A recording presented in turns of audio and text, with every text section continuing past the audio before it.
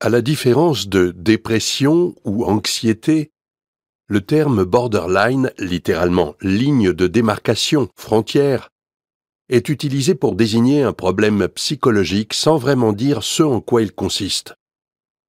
Non seulement ce diagnostic ne signale pas un état particulier, mais le monde médical a longtemps associé à ce terme des expressions négatives, comme impossible à traiter, difficile, résistant, manipulateur, voire pas une vraie maladie.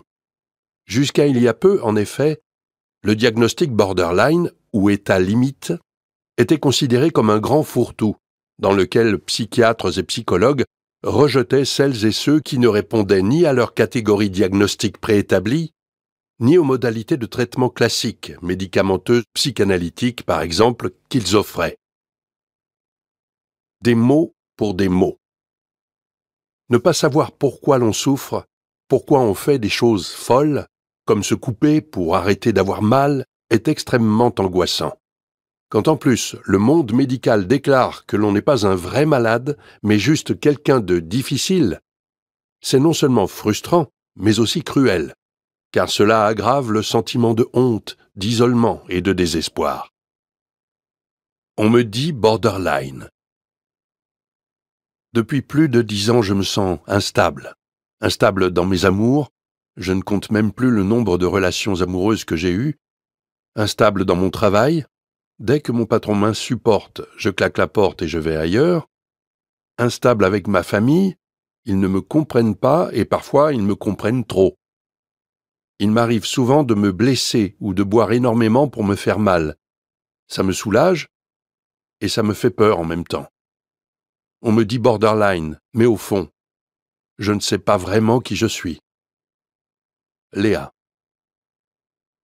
Depuis la nuit des temps, l'homme cherche à identifier les conditions psychologiques qui peuvent entraîner des souffrances et des problèmes au sein de la communauté et ou chez les malades.